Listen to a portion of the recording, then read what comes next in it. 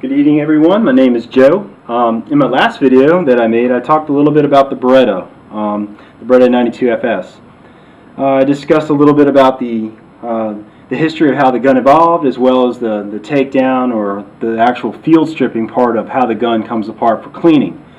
I wanted to follow up with a video today, just briefly going over how I clean it. I just want to kind of say, there's no right or wrong procedure to cleaning a gun, but one big thing you want to make sure of is the gun's unloaded.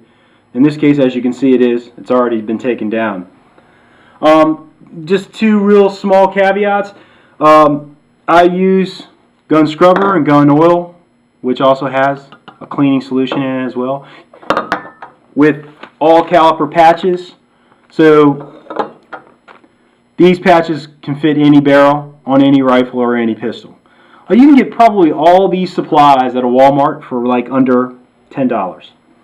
I'm going to get right into it. You may want to use gloves and a pair of eyewear, protective eyewear, because some of these chemicals can splash up and they can go into your eyes or your face.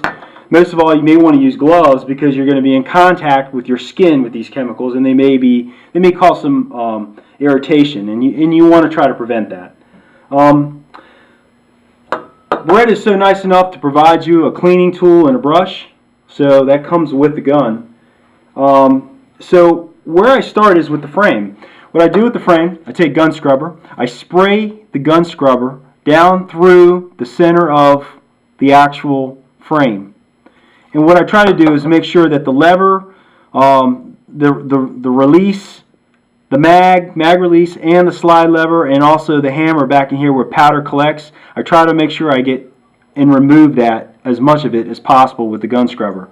You can also take a toothbrush and come through here and lightly scrub, if you want, with the gun scrubber to try to get up as much of the powder as you want or you can.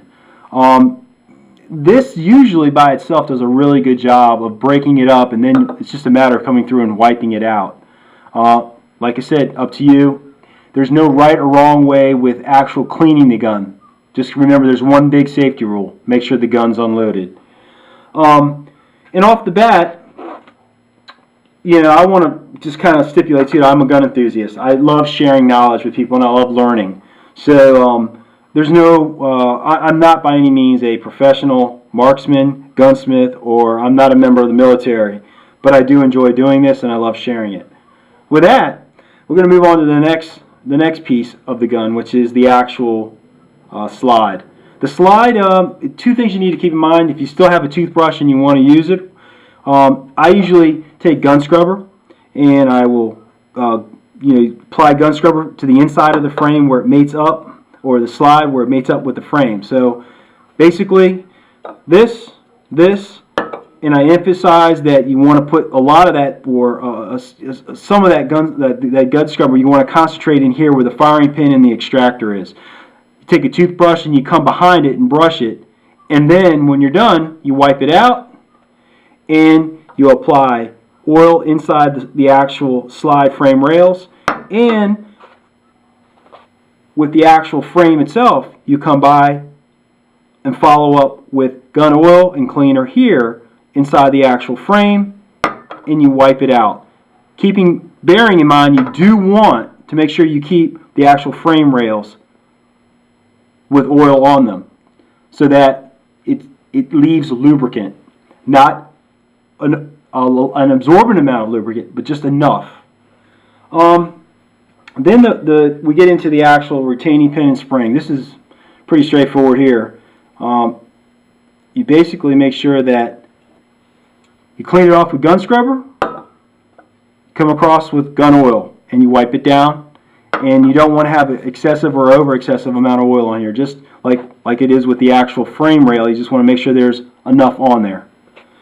Now we get into the barrel. The barrel I put down usually on the bottom of my surface wherever I'm cleaning. I'll take gun scrubber and I will spray gun scrubber in the actual barrel itself to make sure that I break up any of the powder that's in here from the actual burn and firing process. After I have done that, and after I have applied the gun scrubber to the portion of where the actual loading chamber portion of the barrel, then what I will do is I will take my cleaning tool with my brush, and that just screws on, and I will apply the brush in and out of the barrel about 10 times.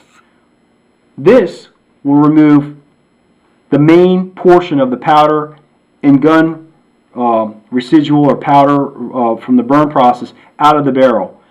Then you come across with these, which are patches. And the patches are pretty simple. What you do is on your cleaning rod tool that they give you for the Beretta, you'll see a slot. And what you do is you take a patch and you actually run that patch up in through the slot and pull it through like that, leaving it about halfway through. Then you take gun oil and cleaner, you spray the patch, and you come through and you apply the actual cleaning, or you put the cleaning brush with the patch through the barrel about, I would say, 5 to 6 times. You want to probably use about maybe 4 to 5 of these patches going through the barrel 5 or 6 times. That'll ensure that the wet patches that you use get the remaining gun powder residual. Then the ultimate object here is, see how clean these patches are? You see how clean that patch is? You want to take about 2 to 3 dry patches, which this is. I've not applied any chemicals to this patch, and you want to come through here. And the end result is that patch needs to look as clean as the patch that you pulled out of a brand new bag. Now, that covers the cleaning process of the Beretta. I just want to sum up, in concluding, the Beretta is a great gun. I mean, it's the basis by which a 9mm should fire. It's heady. It's also very wide. So this gun's not for everyone who has a small hand. But in terms of performance and reliability, it measures up, and it measures up well, I think. If you had to compare these guns, if you had to compare this gun to like what I call the ultimate 9mm, it would be a Glock 17. The Glock 17 is a standard by which all 9mm need to measure up to. The Glock is reliable, it's durable. I've owned a Glock, and I know, and I have to truly say it's a great gun. This gun got there, though. The Beretta's there. It's right there with performance with the Glock.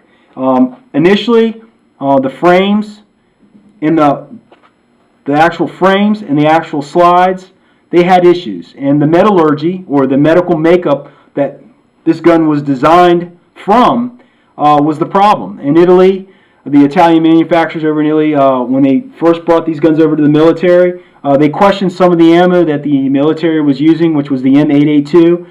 Its pressure point was about 36,000 psi, and that subject that caused pretty much an inquiry into how they can make these frames and slides stronger. There were reported instances of these actually cracking and breaking, and actually on recoil sliding back off the frame and hitting shooters in the face. When there was a compromise between, an agreement, you should say, between both Italy and the U.S. military, that the military would reduce their pressure point, as well as the fact adopting the Italian standard by which these slides were used. And what we did, or what the American production facility did in the plants here, is they reinforced these frames and slides with better alloy and compound. What evolved is a gun that is very reliable and accurate. With that, I'm going to close out my conversation on the Beretta and say, hopefully the next time I talk about this gun, it'll be from getting results back at the range, and I'll even try to get a little bit more into diagnosing your shooting with grip and stance, and how you can correct certain situations where you are not firing accurately and improve it. With that, I'm going to say special thanks to Mr. Gill29 Gun Gemini for looking at my videos. Also to my best friend in the world, Newtown26, who I've known for 30 years, and he's the best guy in the world. With that, I want to say good night, God bless, and peace.